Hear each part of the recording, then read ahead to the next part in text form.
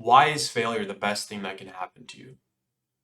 If you read that sentence to me like 3 years ago, I'd see you out of your fucking mind and I wouldn't want to hear it. It'd go out one ear and out the other.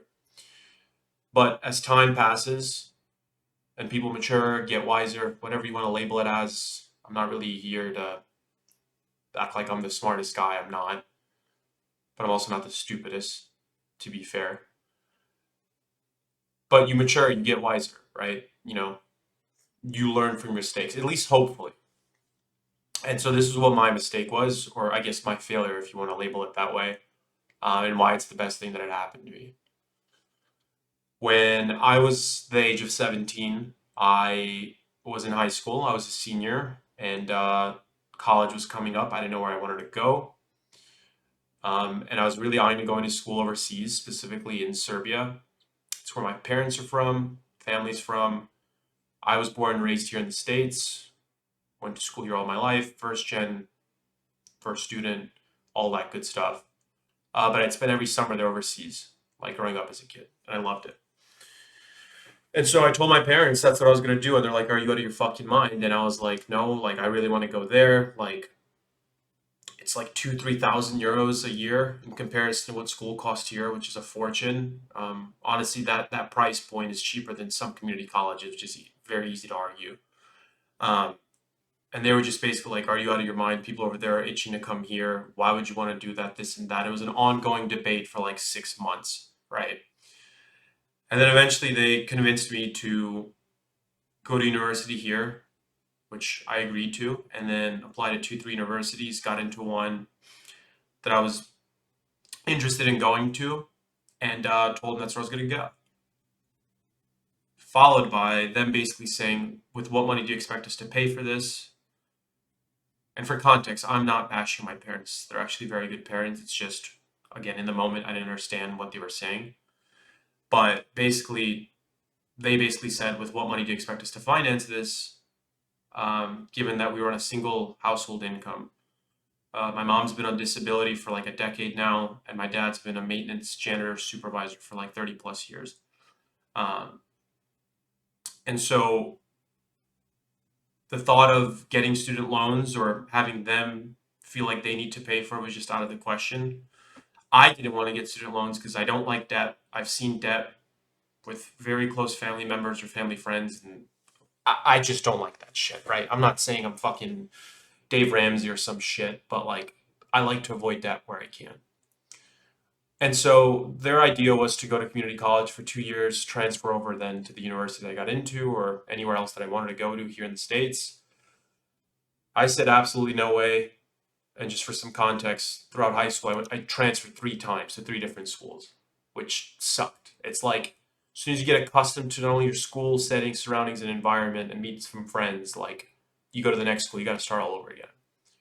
So I told myself, like, wherever I'm going, I'm staying put no matter what. Like, I'll figure it the fuck out. And so at that time, I kept in touch with one of my cousins overseas, who's a little bit older than me. He was a full stack developer, still is, and all my life I was into technology. I just didn't know exactly what I wanted to do. So at the young age of like 7 and 8, I was going around houses in the neighborhood, family, friends, neighbors, doesn't matter what, fixing TVs, antennas, you name it, right? And then middle school, like I was fixing viruses on laptops, things of that sort, and basically had a realization one day in high school where I was literally on Chrome, just browsing the internet, and then it kind of hit me where I was like, how did the thing in front of me on my screen get there, right? And then I just started getting curious in conjunction to the story that I was talking to my cousin and he was already doing that work. I thought it was really interesting, right? And so we talked and he said, what are your thoughts on the idea of, finding some gigs out there, some projects for me to do, and then we split the profits 50-50. And I was like, fuck it, why not? So at that time, I came across a website called Upwork, and it's it's come a very long way from back in 2017 to now. I'll tell you that.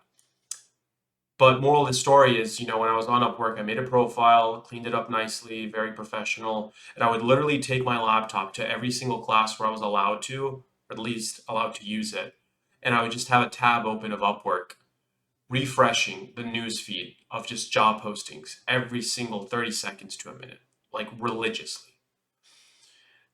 And I had a whole sales pitch slash CV prepped where I would just copy and paste so that my goal was just to get it out as quickly as possible.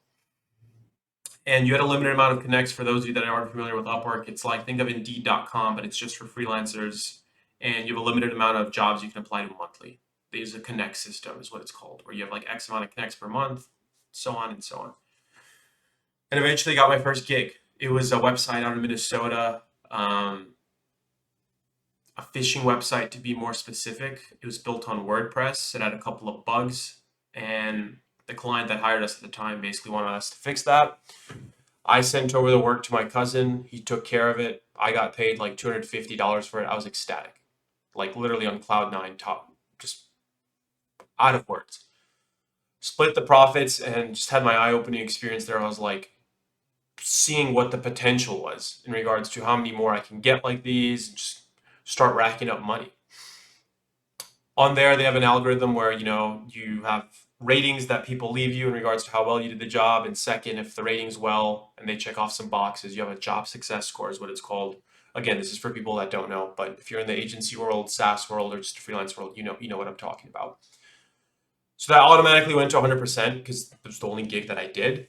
And then I just started applying like crazy to more jobs. Eventually got to the point where, we had multiple projects that we were doing, completing, and I started getting invites to projects, which is like the best problem to have because then you're choosing which ones to accept and deny versus applying to any that you can find. And even if you don't want to necessarily do them, you still have to do them because you want to earn money and get like a good rating on there and keep doing well and so on and so on.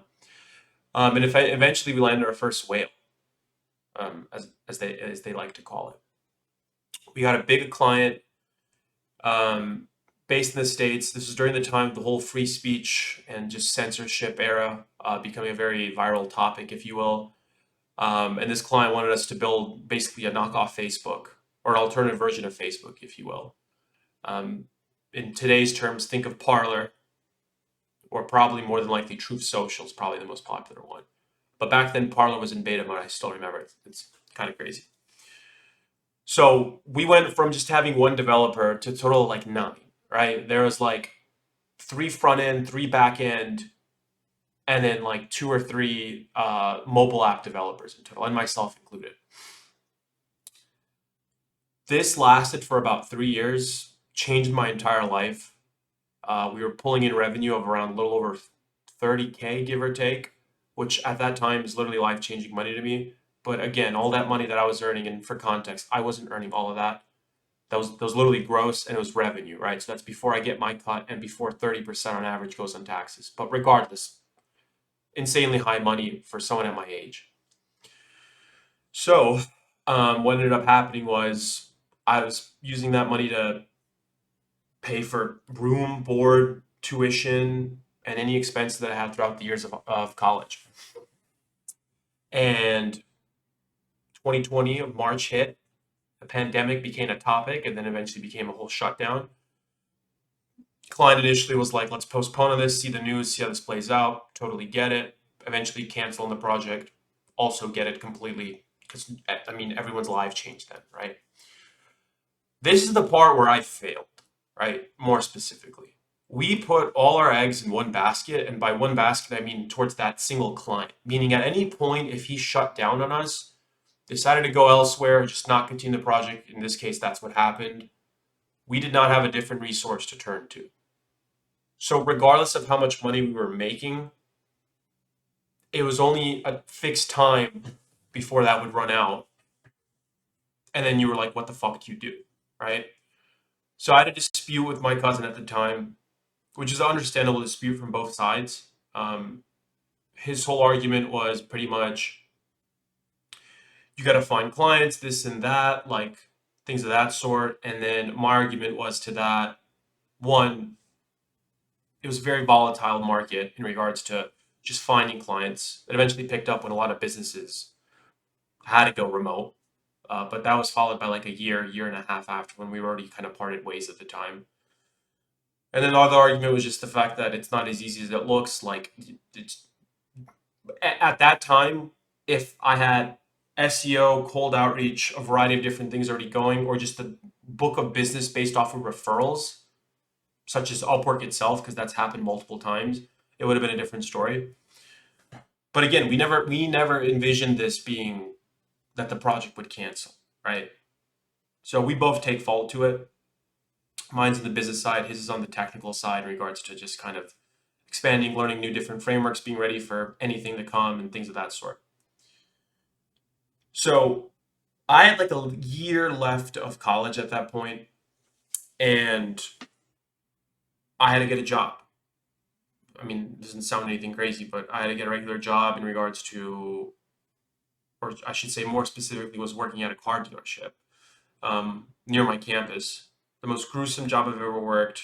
Would not recommend to people unless you genuinely need money immediately. That's where the sales side of things kicked in, and it did help out. It's just the hours were insane. One day I fucking literally drove to Minnesota to deliver a trade in. Like, it was crazy. Like, the person was ready to sign the deal on this car, and he only said if he gets free shipping, he's down. My manager said yes, which he never says yes to, or I was at least shocked at it. That, and then I get told, "You pack your shit. You're driving to Minnesota tomorrow to deliver the car." So it was not a fun experience whatsoever. But luckily, during then there was like the whole chip shortage and stuff, and it wasn't a bad time to be in the car sales business. So that lasted for about 3 months, the whole summer, and then I had enough leeway money to just get by for the end of the year. Had to pick up loans, and yeah, by the time I graduated, it was still that like post-pandemic era, and basically what that meant was I live in a northern state, and it was still mostly shut down. And at this time, a lot of the southern states, or at least a few, to be more specific, Texas and Florida were open. And so after like 6 months applying for jobs and having that under my resume, my own company, and I still couldn't find a job up north, I was like, fuck this, like I'm branching out. So that's what I did. And then eventually I got a job down in Florida, um, a consulting sales job. It was a really cool job, but the pay was so under market, so subpar.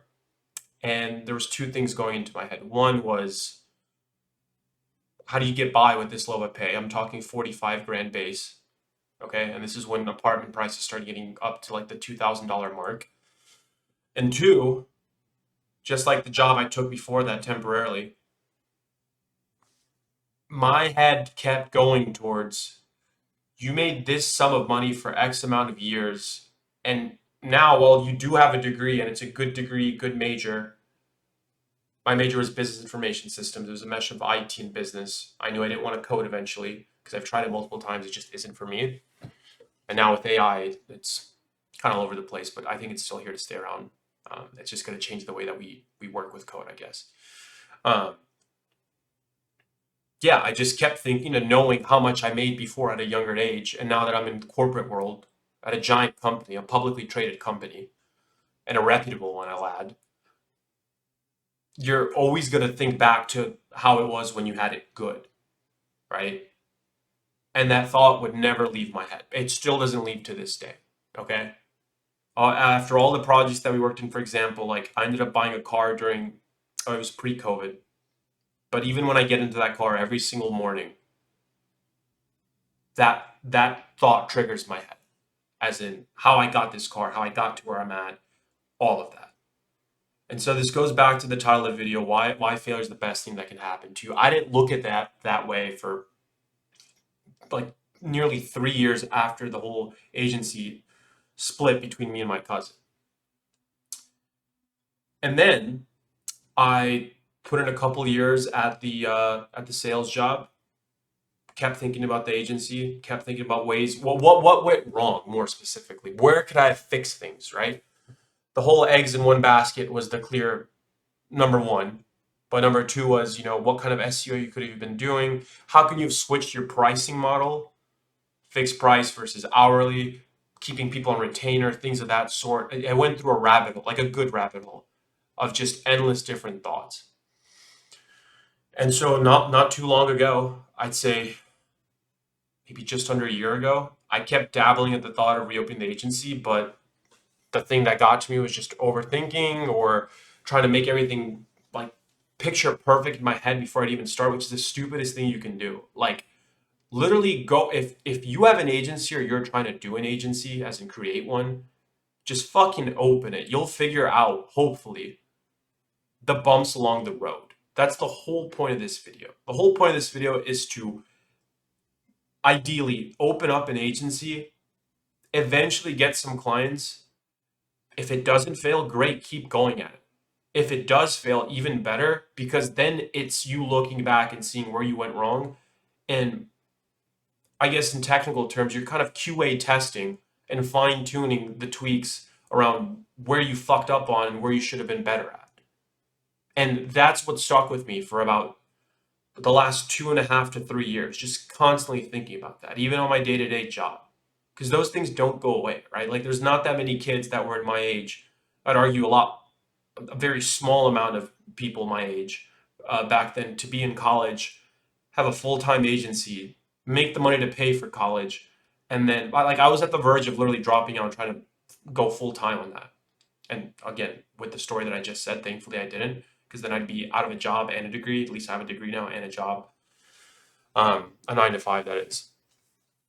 But that's the whole point of this story, right? It's you want to rapid fire at it and fail if failure's bound to happen. If it's not, keep pushing through and then self-reflect on where you can get better, right?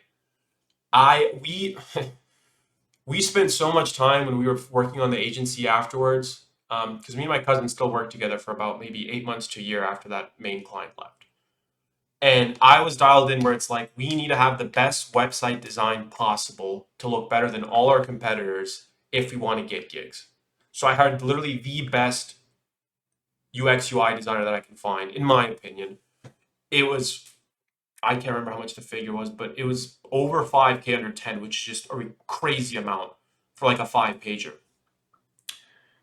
And then we had it, right? But the problem was there was a lot of animations and it used WebGL, which is a rendering framework for those of you that don't know. And it was just so complex to set up. Like we made the website, but to put SEO on top of that was very difficult at the time.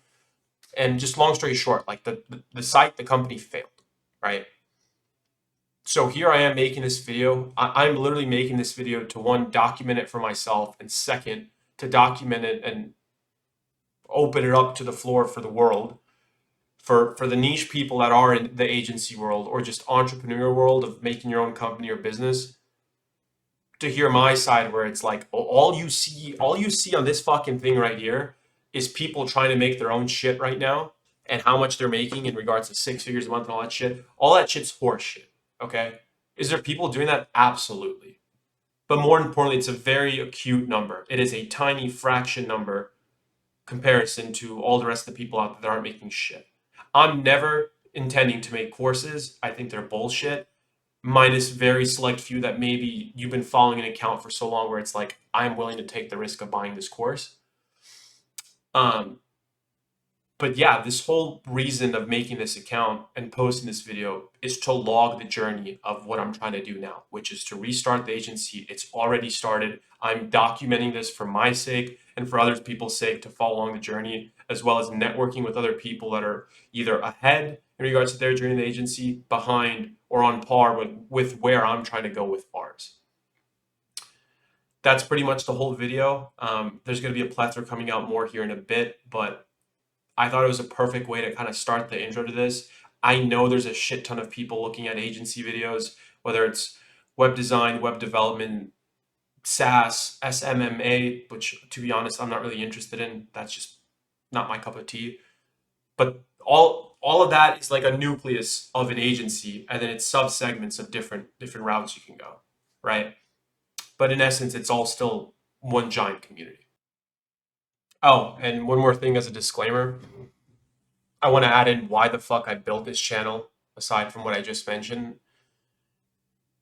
As I kept reflecting on just the journey that I had up until then and now, and seeing all these people on my phone, and I'm literally talking about people that are like 55 plus, like your parents' age and older, that are getting on these social media platforms And there's some informative ones. I'm not going to dismiss that. Like that would just be hypocritical. But then there's just some that post the most ridiculous shit that I've ever seen, and they just have a whole following basis. Like it's insane.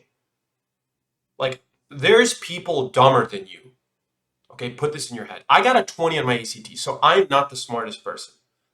Maybe book wise, business wise, I think I'm okay for certain things that I'm good at, right? But there's people dumber than you that have accounts, that have platforms, and all these different channels that are one, not posting informative stuff. It's pure entertainment, which if that's your cup of tea, go for it. But two, making money off this shit. Okay? If the world didn't change so drastically in the last 5 years, I don't think I'd be making this at all.